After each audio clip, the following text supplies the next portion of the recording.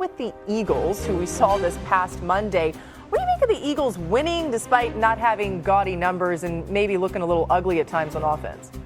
I'm okay with it. I really am. I mean, there's a lot to look into, and I know everybody does, and everyone breaks it down the week after. I just think the way they began the year, winning those games the way they did, that was a tough stretch to open up the season. I mean, they had some big wins. Monday night was a big win, and it wasn't quite what we expected, but you knew it was going to be a tough game for Philadelphia against that defense of Green Bay's, and yet they walk out of Lambeau with a win. And I think anytime you can do that, you should feel good about it. And where they're positioned right now, I don't know how you can't like that. But with that said, I think they would be the first ones to admit they've got to be better, and I expect that they will be. I think they're only going to get better on the defensive side of the ball. I like what they've done in the trades and where they're heading. So, hey, they're defending world champs, and so they know what it takes. I really don't worry about them at all. I feel really good about them. Well, let's talk about the Lions, who they face on Sunday with an offense that wasn't happy with their production either. We had them earlier on in the season. Now Dan Campbell's fully taken over all of the play calling. Troy, what do you anticipate the impact will continue to be there?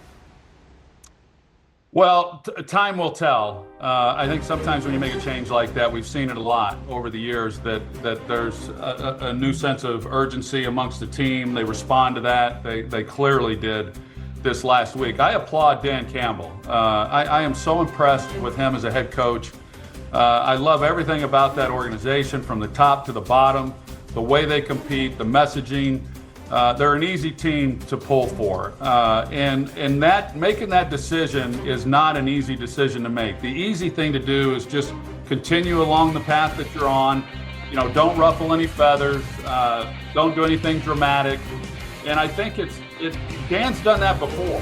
He did it early in his head coaching career, made changes when necessary. And if I'm a player in that locker room, and I've got a head coach who is pushing every button to try to get the very best out of everyone within that locker room and the best out of the coaches and the team, I love that. So I respect the heck out of Dan, and him making that decision is what he felt was best.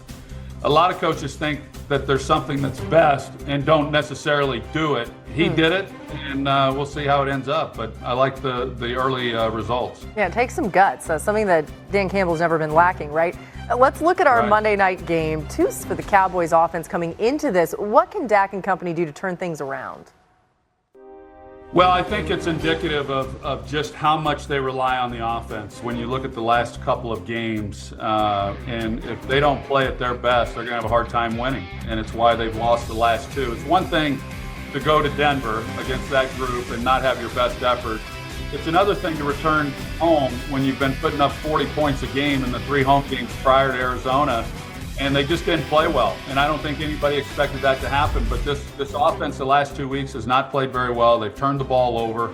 I think you can make a case that maybe they should run the ball a little more than what they do. I think what they've gotten out of Javonte Williams has been really impressive. Of course, they've got 2 big weapons on the outside, and you want to take advantage of that. But they've got to play better. I mean, they've got a gauntlet of games once they get past this game Monday night against Las Vegas. That's you hate to say it, but that's when the tough part of their schedule hits them. So better, and then defensively, the reinforcements that they got this last week with the trade, and then having the bye week, get rested up. Of course, they're dealing with a lot right now emotionally with the loss of Marshawn Nealon, and we'll see how they respond on Monday night. But they've got a lot of work ahead of them.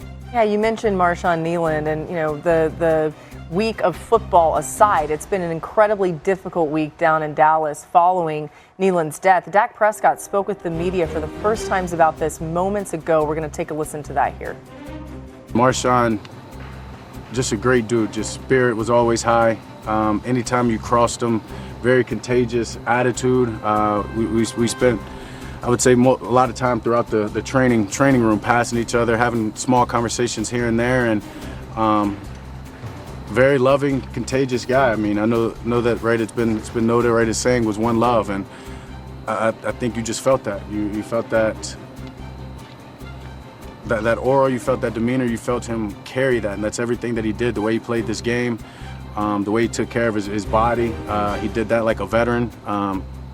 He was a professional. He was much more of a professional than a lot of young guys that I've seen throughout the league, and doing everything that you need to do the right way to make sure you're available. And Marshawn did that. I just know the best thing that's helped me out is just when people were just there for me, and when they're there for me in silence, just feeling their presence, feeling their love, and showing me what it looks like to how to move from one day to the next, doing better, and trying to carry on a legacy. And no doubt this team is grieving, as you would expect. And football secondary here, but they now have to prepare for next week's Monday Night Football game against the Raiders that we've just been talking about. Troy, what are your thoughts on how they'll handle this? Well, I think the positive thing for them is the fact that they were allowed to grieve last week without the worries of having to try to go out and play with the timing of their bye week. And I think Dak said it really well. I did not know Marshawn Kneeland, but clearly he had a big impact on that locker room in such a short period of time. And by all accounts, it sounds like Brian Schottenheimer handled it extremely well with the family and then with the team, and all the players respected that. So that's a real positive. There's no doubt they go into this game, they're going to have heavy hearts. I think that for a lot of NFL players, a lot of athletes in general, when they have tragedy like this, the only thing that brings any sense of normalcy to them is when they get back out onto the practice field, or in this case on Monday night, in the game. This gives them something to play for and honor his memory. So I expect them to come out and play exceptionally well. Unfortunately for Dallas, they've dealt with this in the past. Not that that makes it any easier. They lost a strength coach just a few years ago in season as well. So I like the way the Jones family and the Cowboys organization and everyone involved has handled it. How they respond, I would expect that they'll respond very favorably by the simple fact of how much he meant to everyone. That's really well said. We appreciate you, Troy Aikman, joining us here on NFL Live, and we'll see you on Monday Night Football. The Cowboys taking on the Raiders. All right, still to come here on the show. We got a lot more to get to. We'll talk about the Broncos believing with Bo Nix, but can the Chiefs defense snap them? What if Aaron Rodgers struggles against the Bengals on Sunday? Yeah, well, then Steeler fans should start to worry about what the back end of the season could look like. It's going to be a tough schedule down the stretch. Aaron Rodgers has, for the most part, played as expected. There's been other elements of the Steelers team that has not been up to par, but on the back end, they have the Ravens twice. They have the Lions. They just have a very, very tough part of the schedule. Going into the playoffs, you don't want your quarterback struggling. No, you don't. Okay, what if Caleb Williams and the Bears win their third straight game? What's that mean? Well, then that means the hiring of Ben Johnson is a definitive success. When you watch Caleb Williams play now, he's playing with a purpose. He's getting out of the pocket, eyes downfield. He's an asset to this offense, whereas before, you worried about his mechanics. There's still a ways to go, but if you've watched Caleb Williams over the last few weeks, you see a guy that you feel confident can lead this team to potentially a playoff run. He's on pace for 4,000 yards, and that has not happened at the Bears franchise. All right, this next one I ask with great stress. What if Jordan Love struggles against the Giants on Sunday? If Jordan Love struggles against the Giants, it's time for a factory reset on my boy.